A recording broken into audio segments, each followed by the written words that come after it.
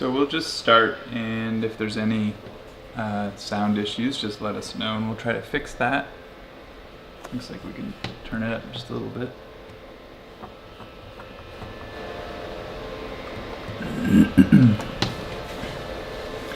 So if there's any distortion or any other problems, just please let us know.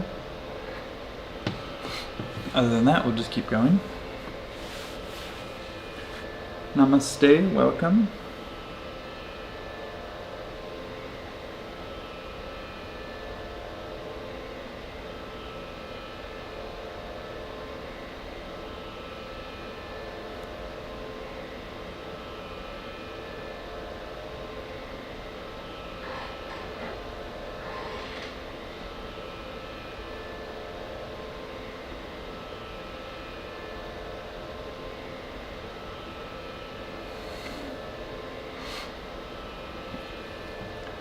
Let's take this moment just to connect to the energy of Satsang.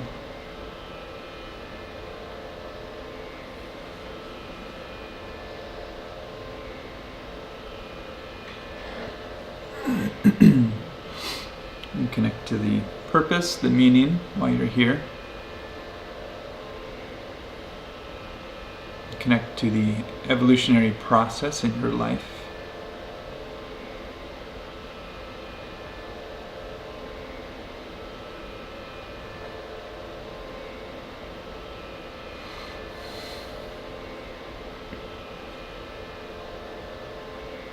Connecting to your spiritual path.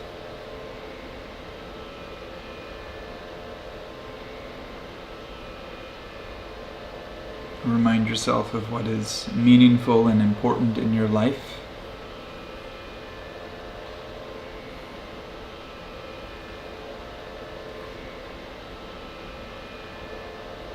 Remind yourself of ways of living that you may or may not be doing. Ways of living that are conducive to your spiritual progression.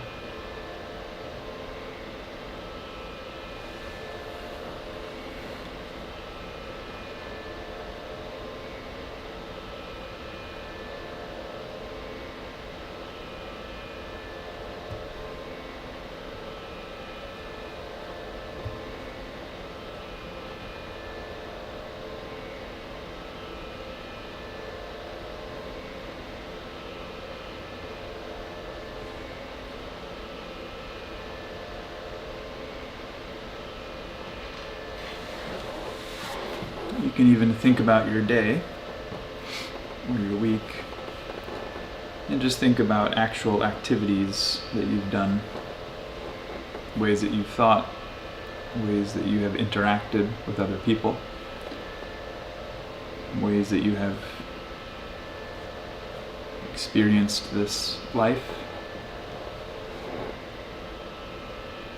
And just kind of reflect on whether or not those are aligned, helping you progress spiritually.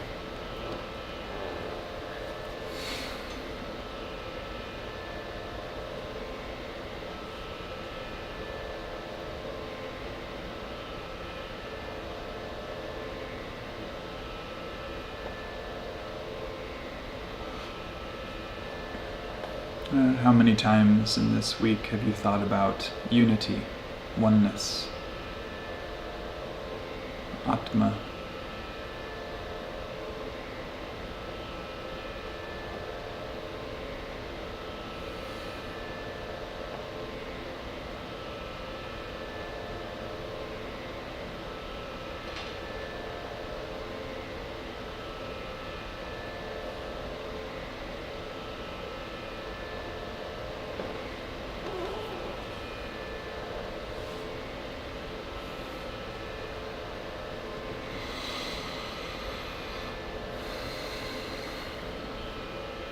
How much of your week did you feel like you were kind of stranded in duality, stuck, doing many repetitious things that felt like they didn't help you, serve you, that they didn't help you move forward in practical tasks, more positive relationships, also, of course, with your spiritual practice.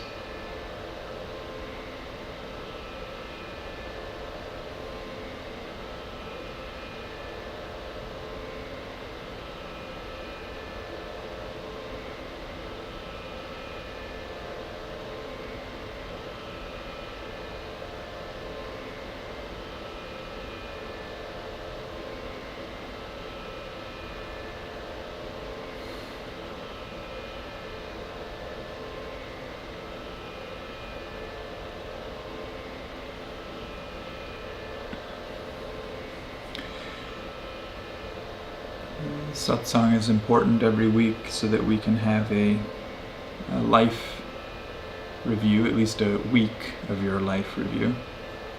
You can always dive in deeper, I think, to see what is aligned and what is not, and try to work that out for the next week coming up, from now forward. Next week, for Satsang, you sit, you reflect, you think.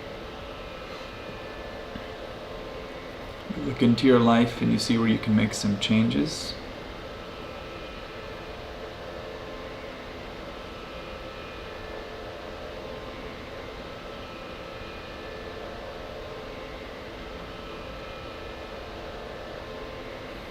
And of course, you make those changes. It requires a lot of discipline because you have to put the time in to self-reflect. You have to put the time in not only just to self-reflect, but to study truth, the real essence of the infinite self, self-study. Because if you don't know your infinite self, you don't know how to contrast your current experience off of that. And so if you don't have a very high goal, then your week-to-week experience, day-to-day experience, you might think, that's fine, I didn't do anything wrong. But if you're not allowing the mind and the heart to flow into the divine territory, the higher consciousness, then you are not doing your spiritual duty. You're not moving in that direction. You're kind of just hanging out, being too lazy, sitting too far down. So you have to make a conscious effort to raise your vibration, your overall state of consciousness. I know this way of speaking gets used a lot in this world, but it's most often misunderstood. To reflect on the ultimate nature is really what raises your vibration the fastest and brings it to the level of the truth. Everything else may be assistant to, may help open your mind a little bit, open your heart a little bit, open your personality a little bit, open your self just a little bit. Sometimes a lot, sometimes a little. But it has a limit to it. So to take the limit off, to focus on the highest is how you do that. The highest is not something that you perceive to be high. High means, depends on the way that you want to approach it. But at least we can say that which pervades all things. The highest level, it is all things. But for most, that will be nearly impossible to understand. So until there's enough purification of your soul, heart, mind, senses, life, relationships, and entire direction, life flow. So until then, recognizing the divine as the substratum is easier, because then you can forgive the forms. It doesn't matter, the divine is there. You can always connect with the substratum, the infinite, unmanifest, the formless consciousness that is untouched by karma, untouched by laws, untouched by mind, untouched by emotion, untouched by people, untouched by their praise, untouched by their blame. It is unborn, it's not affected, not touched by the body, so when it's born, you are not. When it dies, you do not. When the mind learns, you do not. You are beyond the mind. When it forgets something, and the mind feels like an idiot for not remembering, you're not a part of that. You may feel you are because you've pushed yourself into it, but you are not as trapped as you believe. So this time to reflect on the highest, and this time to sit and just look over smaller details of the personal day-to-day life is really important to do. To not see, did I commit some atrocious karmic, debt or sin, or do something really bad. Because for most people, they can be decent people, especially if they're on the spiritual path, that they're not trying to do anything harmful. Therefore, they may look back at their week and think, yeah, it's fine, I don't need to reflect on it, there's nothing to fix, I didn't do anything bad. It's not about bad, it's about the degree of separation that you have been living under for the past week. That is a gravity that you are fighting with. And it either won, or you did pretty good against it. You don't win, of course, in that way, unless you can refer to as liberation or enlightenment, but it is important to think about your kind of day-to-day incarnation, this experience of life that you have, and see whether or not it is aligned with that deeper truth, that formless eternal reality that is neither born nor dies. That's why we call it Immortal Self. Immortal is not meaning born and lives forever. It's unborn and undies. It's off the chart, so it's not living or dying. It's life, you could say, but beyond what you comprehend it to be in the physical, such as a living tree and a dead tree, a living human and a dead human, and things like that, tied to the temporal kind of manifest realm. Immortal Self is beyond the coming and going of life. And so this is a satsang about opening the heart, kind of the power of the heart. We did before on the power of intention, so you could see that part of what I'm talking about is intention, because it never goes away. It's always a part of every satsang, whether or not we talk about it. It is required. You show up because you have some intention for healing, for evolution, for change, for maybe you're not thinking so high, maybe you just have an intention not to feel so bad, feel so low. Get more stable, more peace. Maybe you're just crossing your fingers and hoping for the best, that you'll feel better at the end of it. Maybe by the next morning, So, the mind technically has an endless flow.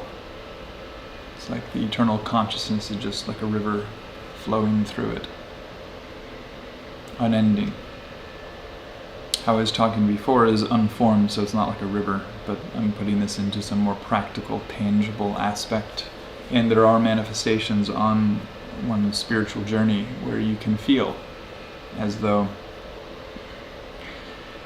there's an infinite sun or an infinite river or some quality that isn't infinite because it has to have a birth and a death. There's some feeling of a transcendental principle or property to it that allows you to look at the sun and feel it like it's eternally shining, even though it has a start and end date.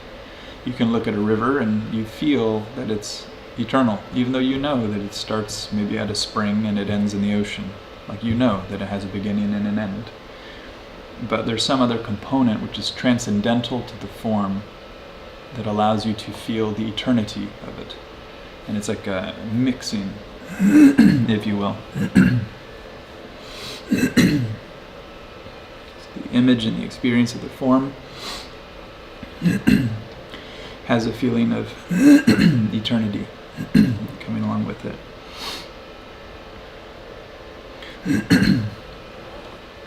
If anything, it's this profound poetry in the mind, the heart, the soul. So things can be reflected on, just like the heart. You can reflect on the heart like the sun. What if the heart was always on, shining?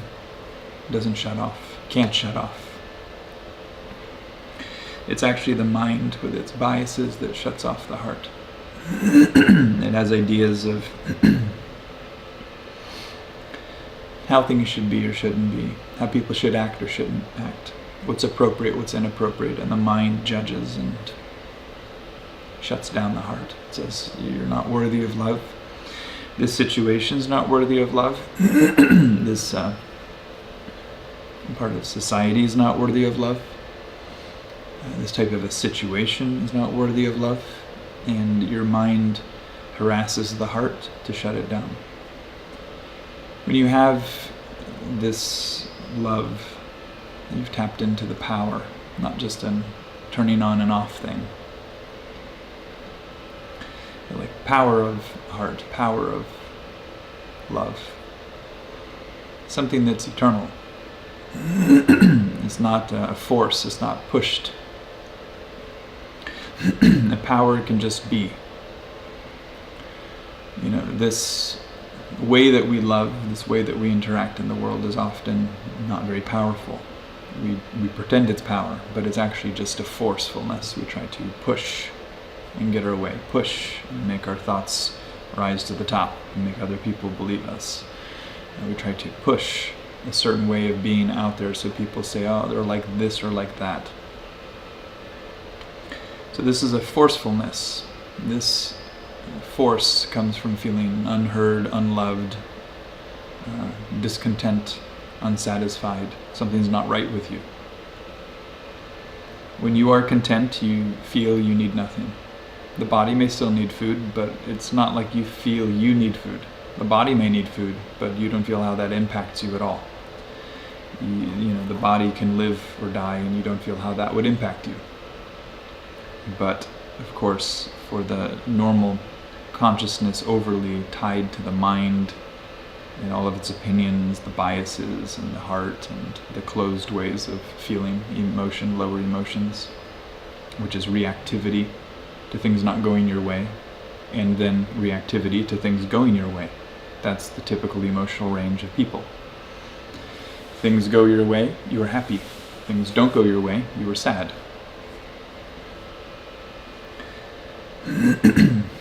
So we have this this way of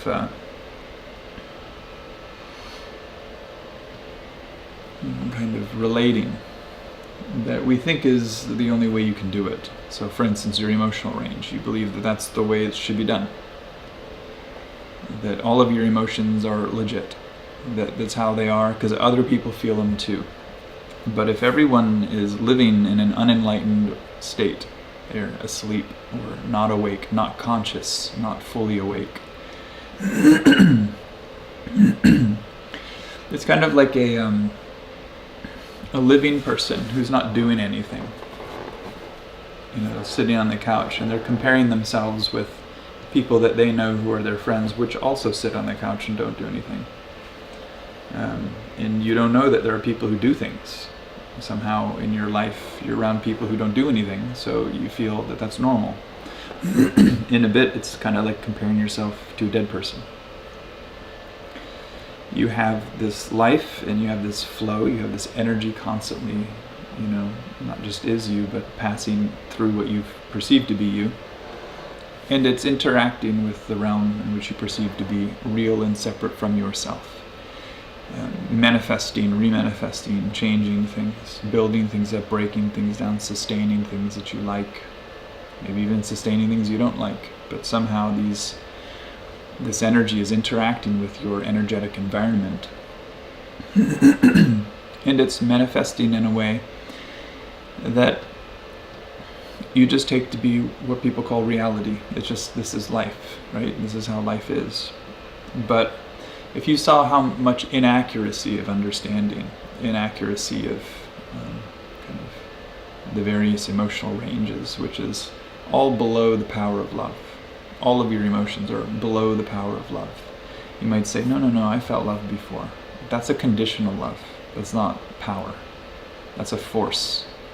If I do something you approve of, then you might love me. If I do something tomorrow that you don't like, you don't love me. You have no power. You're conditioned by yourself. You're in prison. And if you are spoken to in one way, you may find yourself appreciating, having gratitude, not feeling threatened, and then you relax and you open. So when you relax and open, you feel love. As if love is not a thing you create, but love is just the state of being. So when you relax, the love just spreads. If I do something that you don't like, then you contract. You push out that part of life that you don't like.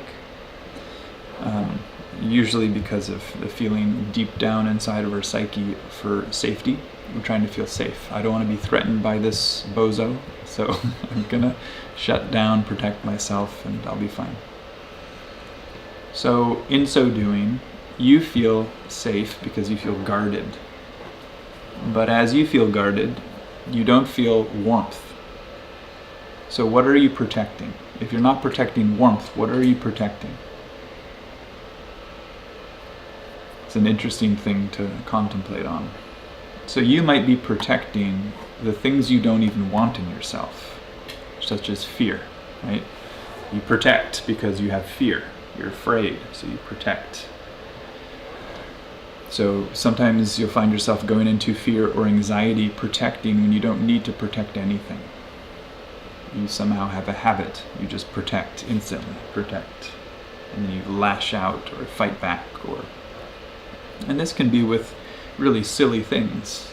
Somehow the big energy of fear and lashing out and self-protection and protecting this coldness, rather than expressing and exuding this love, this power, this warmth, we're choosing to shut it off to protect coldness, isolation, often a feeling of defeat, or overwhelm, self-destruction, perhaps other destruction, wanting to get rid of things.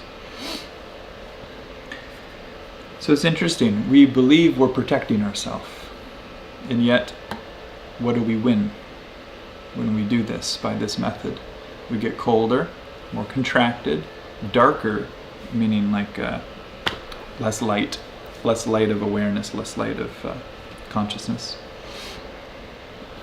That's why they call it enlightenment. When everything is seen so clearly, it's,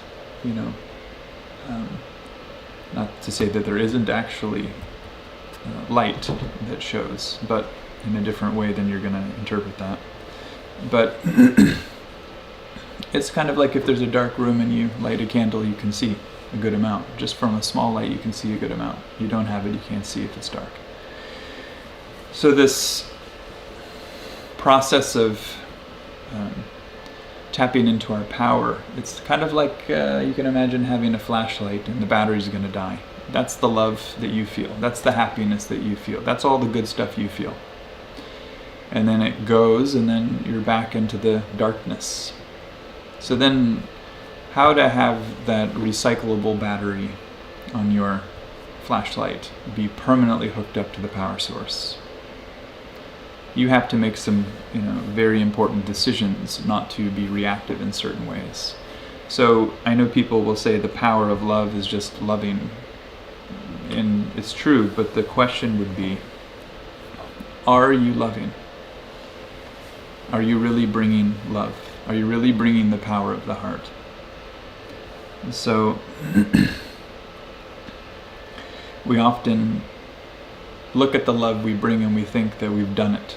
But the question here would be, is the love that you have brought high enough, strong enough, thorough enough, pure enough, non-grasping, non-needy, not looking for attention, not looking for a relationship, not looking for money, not looking for fame, not looking for a chance, not looking for support, not looking for anything.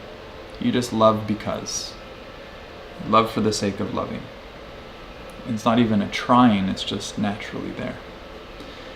If a person lives underneath the idea that, life is good, the day will be great, people that I meet will be friendly, and let's say it happens somewhat like that, and they feel love throughout the day. That's not really the love I'm talking about. That's love conditioned by their belief. The day will be good, people will be nice, etc. And if it lines up somewhat accurately, you'll feel that that was it.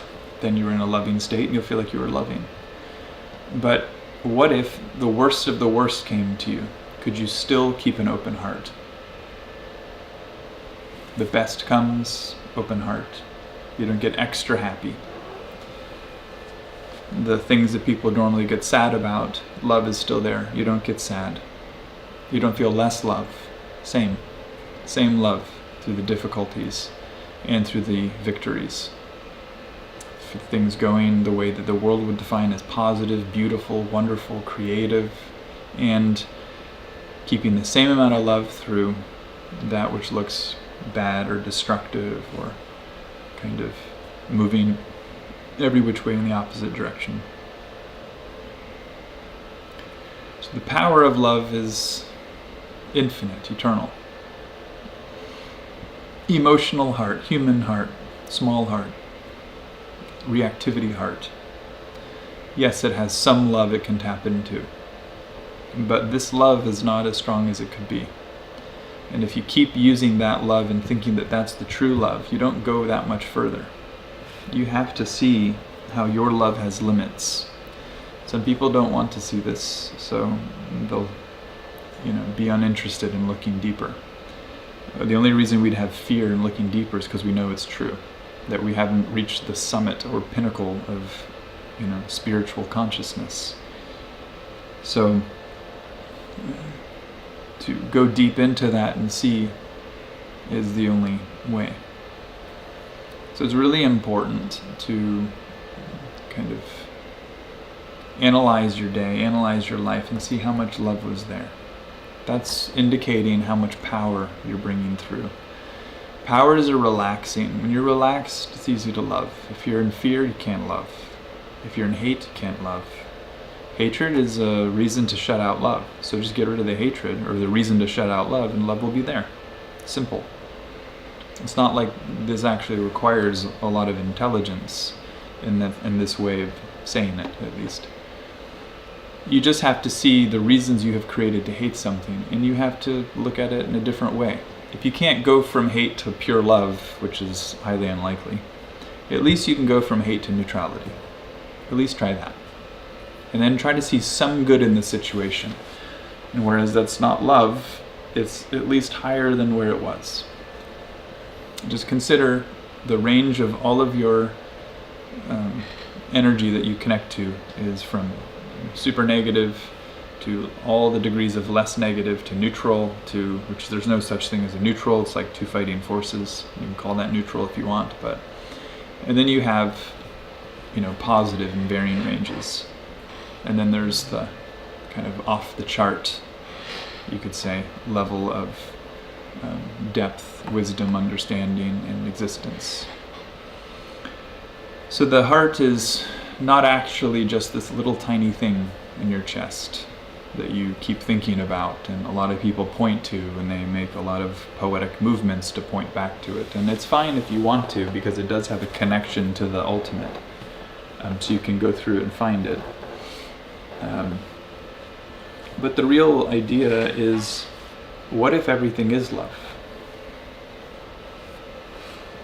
Maybe everything is the cosmic heart. Maybe this is the cosmic womb. Maybe this is loved, it is nurtured, it is being taken care of. We don't see, but that doesn't mean that it isn't happening that way.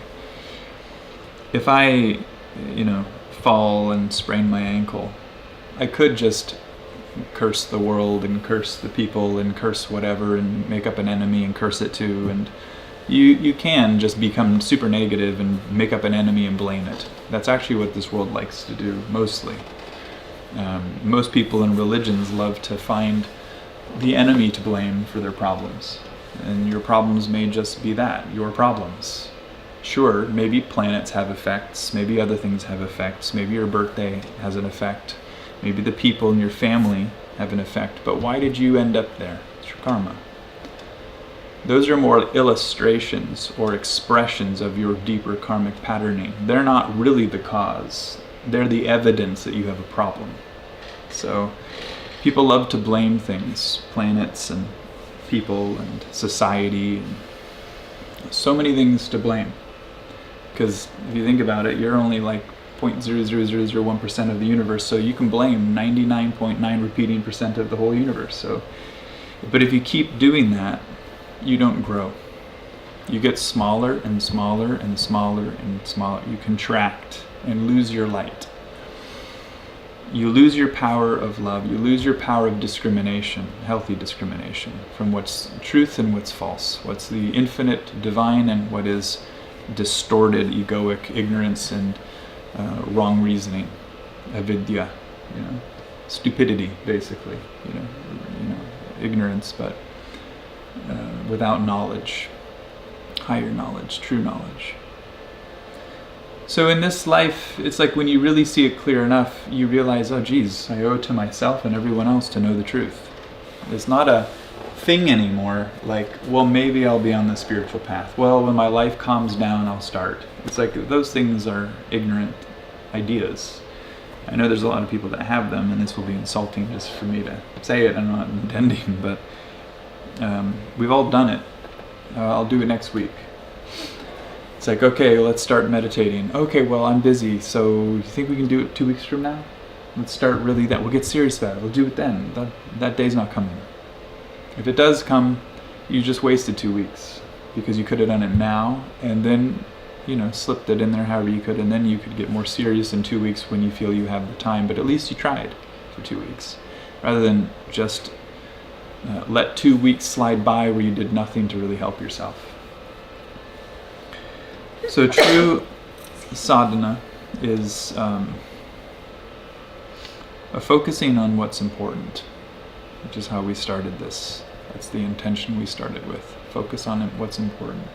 See the things that you focus on and think about and do and act in certain ways that are not important. Somehow they're distracting you, derailing you, taking you off of your self-study. Self-study is not, again, just studying your personal character and your body and measuring your body fat and trying to see if your heart is healthy, and then trying to measure your mind and seeing how smart your mind is or how dumb your mind is and what else you need to learn to be smarter. And this is not the self-study we're talking about. Yeah, sure, you'll see it. It's pretty easy. You can see what you see and then you can work with it. Don't spend too much time on that. You want to focus on the infinite self. That's self-study. Capital S. Atmic.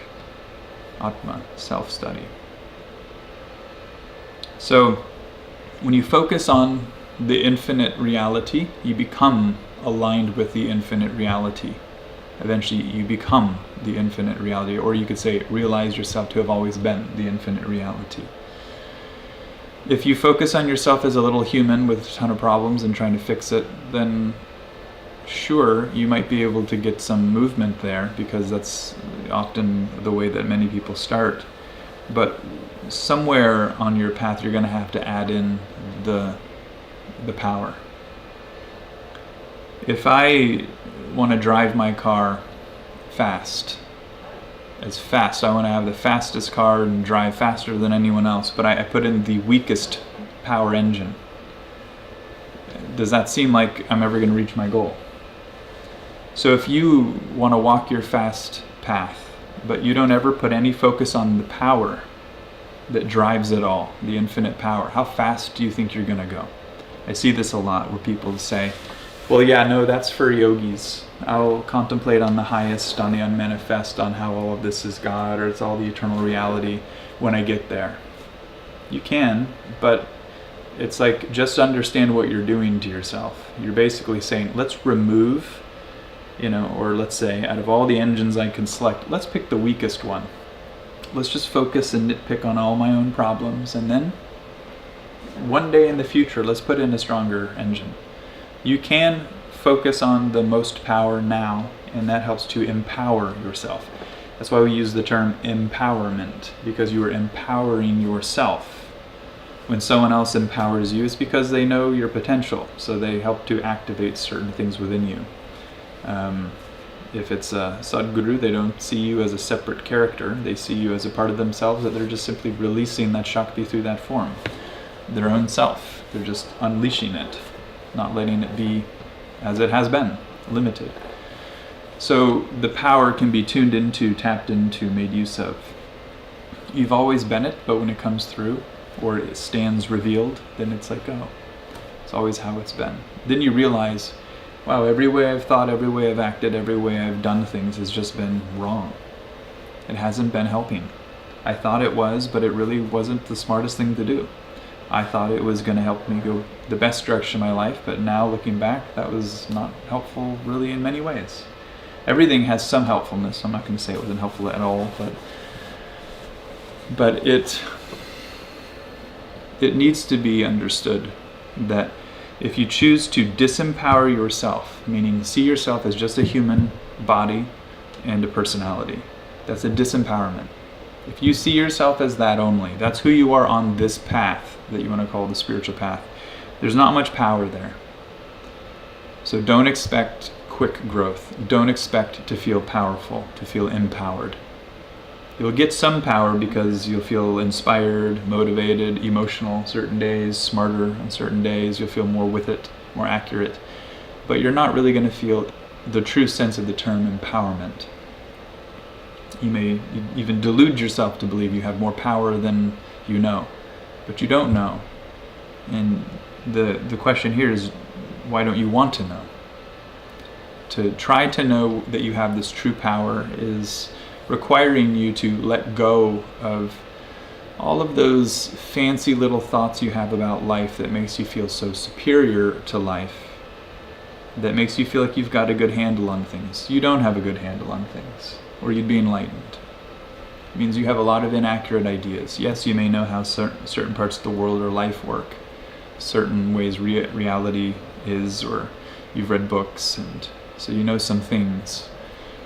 But there comes a chance, or this time, let's say, there comes this time in one's life where you hold on to a lot of things that you know about life, world, God, self, others, or you let them all go to really know God, to really know life, to really know others. So this power of heart is not going to be there, in a sense, like felt, experienced, unless we drop all of our silly little misunderstandings, biases, and ignorance. We have to let go of this constant duality creation machine. Everything you see and look at, you're wanting to be separate from you, because you start there and you end there. So at least start at separation and end at unity. Start at separation, duality, and end with maybe all is God. Somehow make a jump. With thinking, with feeling, with relating, somehow. So with the power of the heart, it does have the power to spread joy, love. But it shouldn't stay contained, and that doesn't mean it should just affect people externally. Like you feel joy, and then it makes someone else joyful, and that's it. It should be a merging experience. Your joy should pervade the atmosphere and bring the joy out in the other beings, and you should feel less separate from your environment, less separate from people. That would be a unified joy, which is the ananda that is spoken of, rather than a joy that is just a human joy, so happy about something. Because if you still feel separate but happy, then something's wrong. I mean, in this world, people wouldn't see that as something is wrong. They'd probably think something is right. Like, oh, you're happy. That's good. I'm glad you're happy. But the thing is that separation is the main thing to be looking into, not whether or not you're happy or sad. Look at separation. How separate do you feel? Can you fix the feeling of separation? Can you become more unified every single day? Can you be looking towards that which is unified? So the power of the heart, the true power, is that it has the depth of its core, or its beingness, its nature, is that ultimate reality that you seek. It's actually in your own being. It's in your own heart, let's say. So you can feel it. A lot of times during a Dharma talk, people will say, it feels like it's so particular to me, meaning to each person that listens to it. And that's because truth is truth. All of us relate basically on the same fabric of humanity. We all have our own sense And we do feel higher, we do feel lower, we do feel inner, we do feel outer, we do feel these movements and expansions of energies and ways of relating.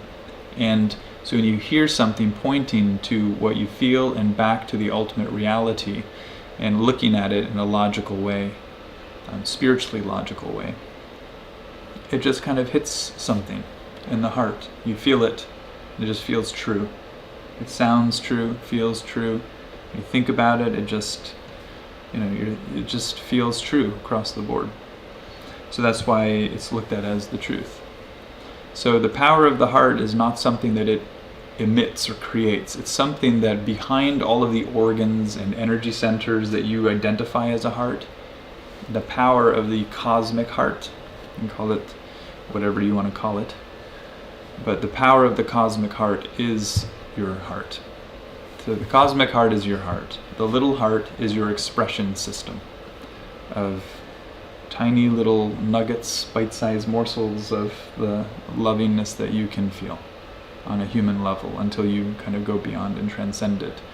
It's like what you can say is vast. What comes out of your mouth is small. So what way the love expresses in this world will be small, but the love that you are can be eternal. So it doesn't have to be so like, whatever our minds feel, we usually think that it's needs to be big or, is going to be small. It's like this or that. You can express all the love in different ways, but be eternal in your love, eternal in the power of the heart. But it does require the mind to stop harassing it. So you need the mind to stop cutting yourself down, stop cutting other people down, stop having biases against traditions, religions, spirituality, whether or not somebody wants to be spiritual in this life or not. None of this stuff matters. I know you think it does, or you wouldn't have a bias or been out of shape about it or a judgment, but it doesn't matter. Everyone can do whatever they want to do. So if they want to be on the spiritual path, they can. If they don't, then they don't. It's very simple. There's no rule that says you have to. In this life, in this particular incarnation, you have to. There's no rule that says that anywhere in the cosmos. So that's kind of this beautiful thing, is there's this infinite kind of wake up on your own time kind of built into it. And in a way, that's an expression of the lovingness of the universe. It's like, it's fine. Dream as long as you want to dream.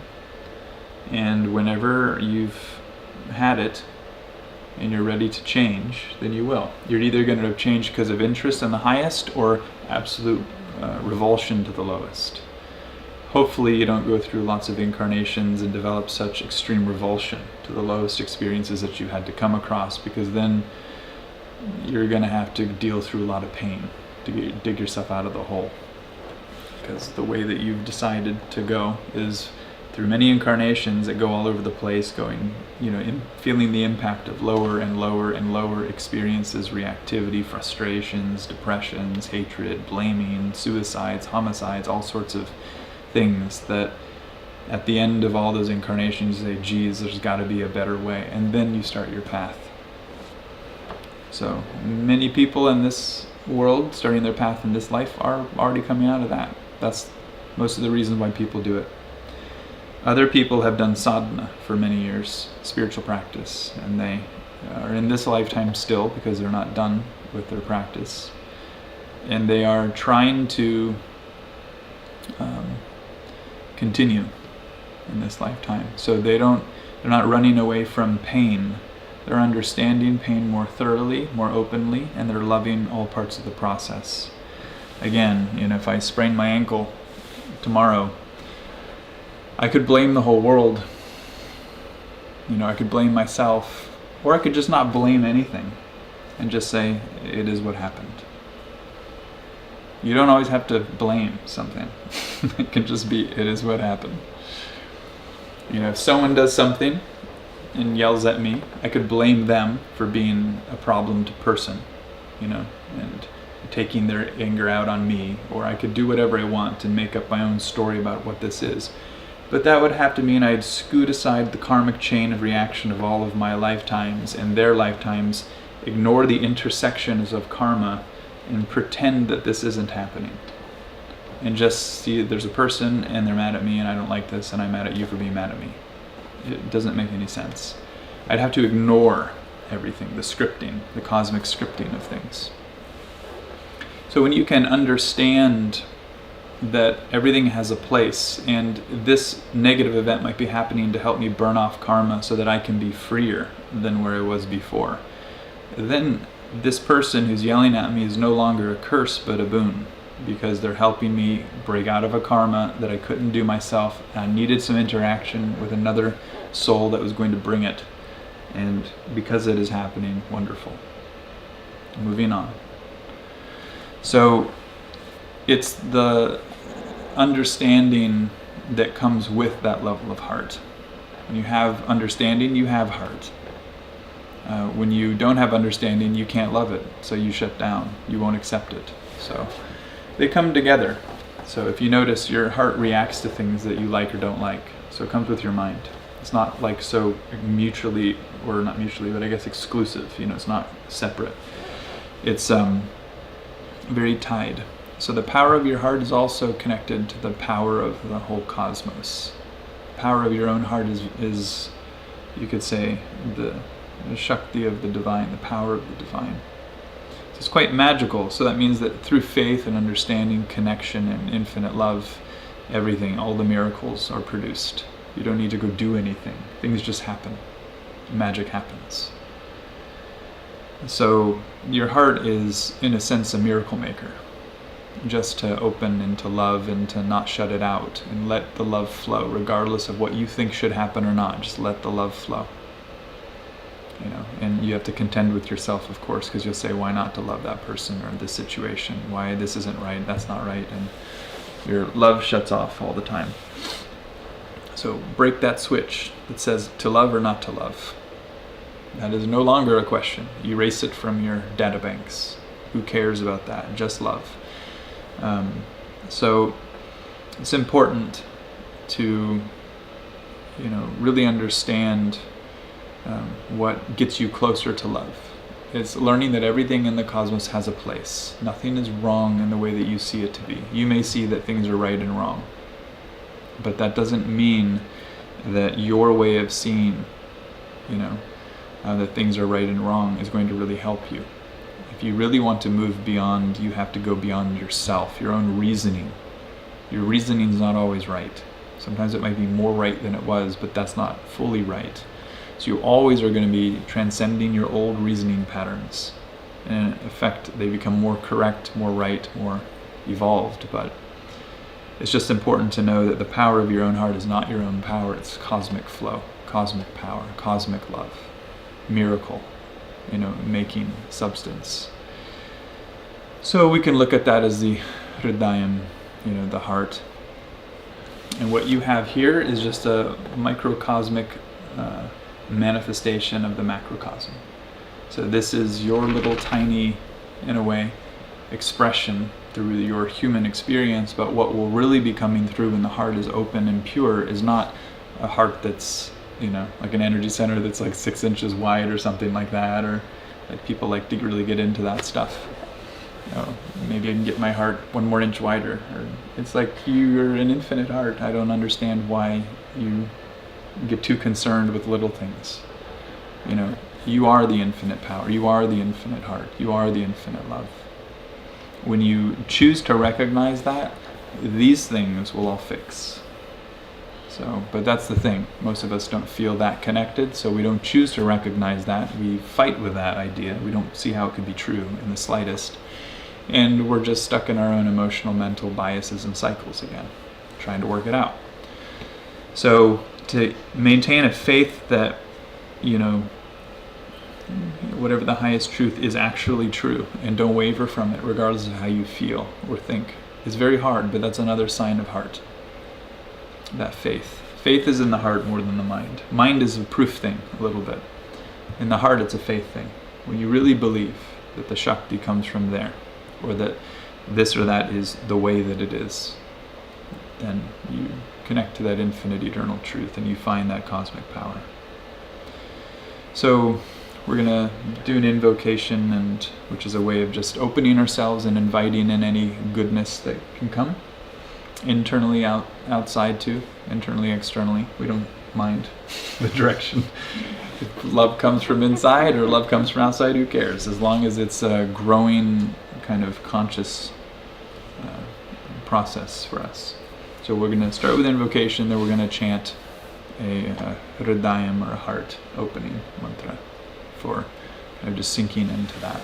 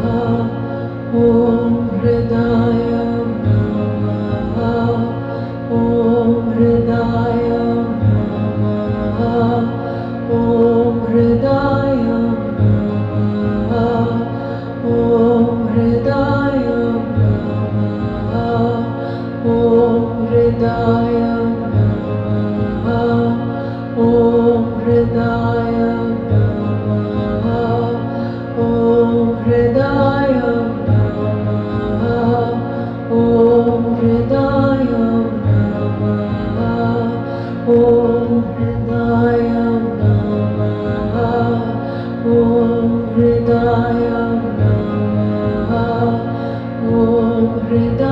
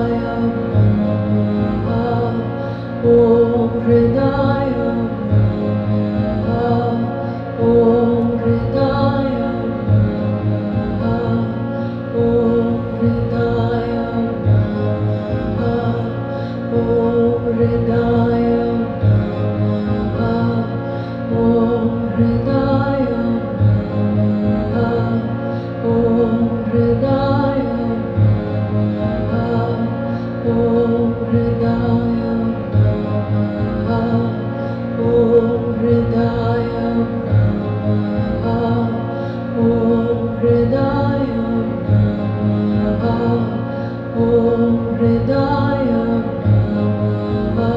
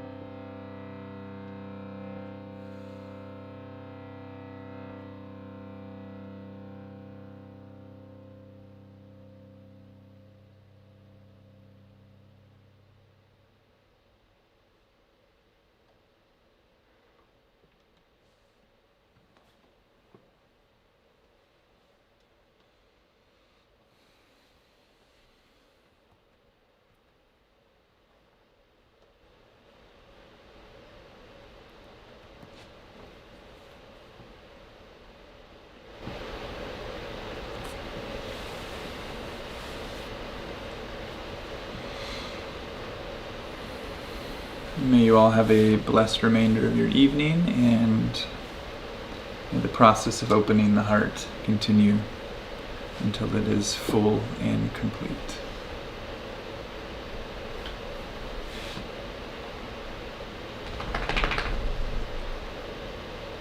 Namaste.